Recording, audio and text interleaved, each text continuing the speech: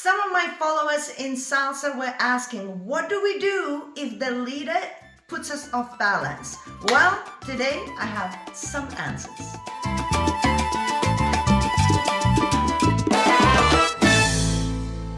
Hello, my beautiful subscribers. Rasa the dancer is here. This video is for my followers, for my ladies. Now, I know sometimes when you dance salsa, you do your best to do, what you can to make sure that the dance goes smoothly. However, sometimes the leaders puts us off balance. They whether put too much energy, too much power, and we lose balance whether through the turns or as we traveling in the crossbody lead or something. So this video, I'm going to try and give you a couple of tips that help me to regain balance and make sure that the situation kind of goes smoothly without the leader feeling like, oh my God, she lost balance. Now, leaders, this is not a dig at you. This happens. It's not always your fault. Sometimes we might just lose balance, yes? But sometimes you do go a little bit too strong on us. So in those cases, ladies, I got you, okay? So here are a few tips for you.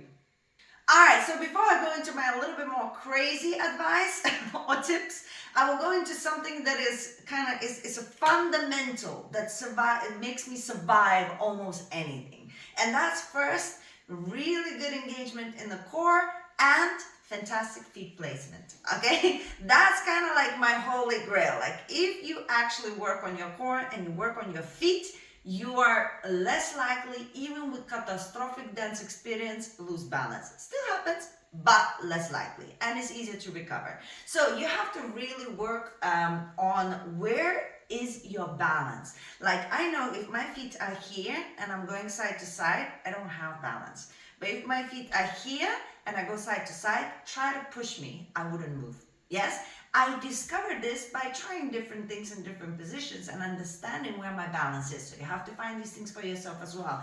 It's the same if I'm placing my legs like this, here I am balanced. If I'm gonna place that leg just a little bit there, I am off balance. So knowing those things about your positioning in your feet is crucial so that you would yourself always be balanced already. So you wouldn't be able to be taken off balance, right? And then of course your core is your security blanket. Is something that keeps you in place as well. So no matter what happens, this also helps you with the turns especially. So it's never about tensing it. It's all about stretching it and then maintaining it, having that straight line up your body, pushing a little bit in, straight here, all that tension coming through your head.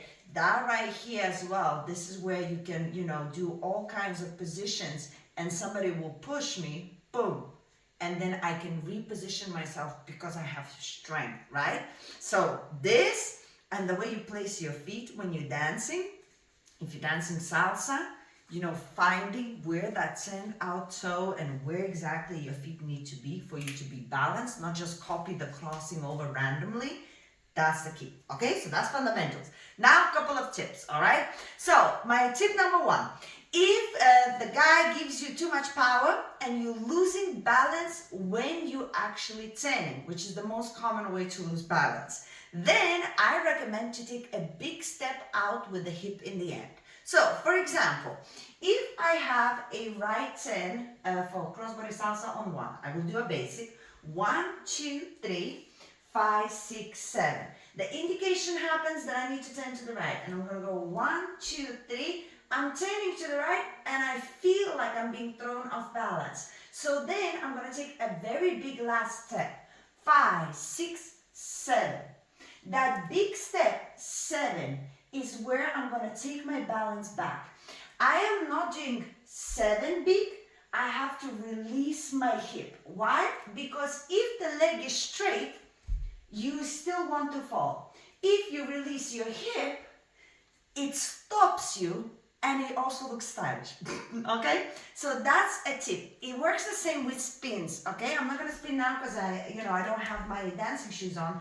But when you're preparing, let's say, and he's about to spin you, let's say you're spinning and then you're losing balance after 2 or 1, whatever. It's again a big step out in the end and recover into the basic step.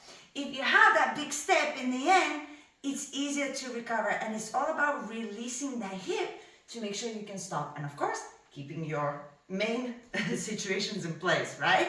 So that's for the 10s. Sometimes what I like to do as well, another tip, if I'm losing balance, whether through traveling or transitions, I like to use my right arm sometimes to make a lock.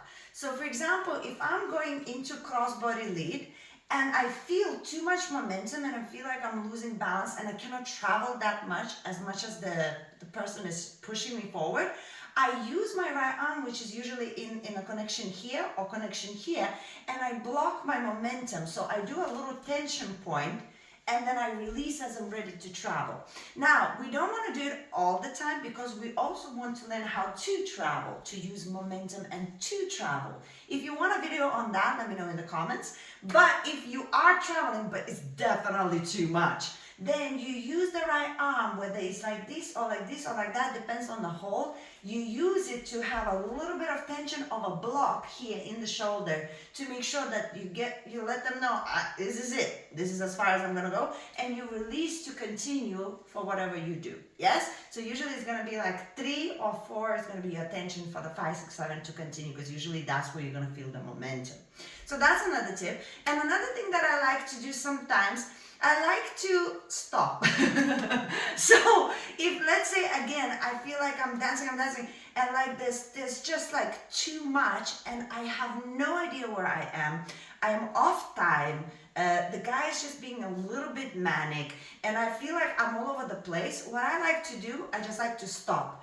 Even if the arms are here, or even if it's a crossbody, or even if you're completely lost, I like to stop, look, smile, and then I go, basic. And it's my indication to say, I have no idea what's going on. Let me come back into my basic and we can try again, right? It's all about how you do it, not what you do really. So if you stop and you just smile, you look at them and you come back into the basic, they might be slightly confused, but there's nothing they can do but to try again, right? But you know those moments when sometimes it's like, there's no timing anymore. It's a push and pull, one turn after another, and it's just madness. And you really, like, maybe you're hurting, maybe it's too much power, maybe you just don't know what to do anymore. Stop. And again, it's all about locking the shoulders. A lot of the time they hurt us because when they use our arms for the turns, they use the arm and the shoulder goes, and that's when we feel it. So anytime you're stopping or you want to make a point, you got to lock the shoulder. The arm doesn't help. You know, the guys are stronger, and if they're going with momentum, you're gonna still feel it. Important bit is to lock that shoulder. If that shoulder or this one goes in, nobody can move me. Like, that's it. I stop. They're gonna stop with me. They're gonna feel it, right? So it's just knowing how to use your body to protect yourself and to make sure that in a really nice, friendly way, you tell somebody, hey, not okay, okay? Not okay.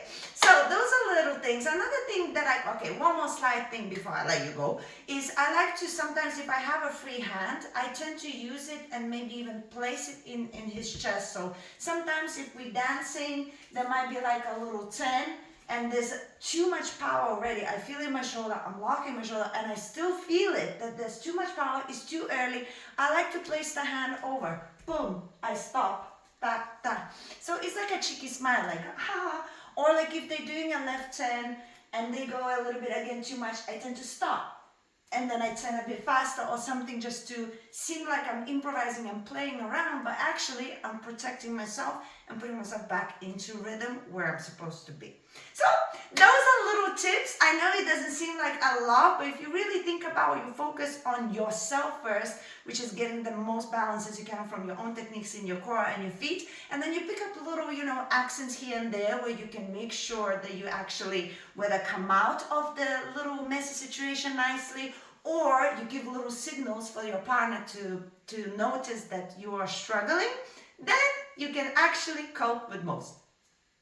Now, my ladies, let me know whether you actually found this useful in the comments, okay? Let me know if I missed on something, if you want more videos like this where I could give you little tips what I would do. So then just tell me in the comments and I'll make sure to look after you. Now, subscribe to the channel if you haven't, show me some love, and I'm gonna leave you with more videos about salsa so you can keep exploring and getting a better dancer yourself. Thank you very much. Mwah. See you soon.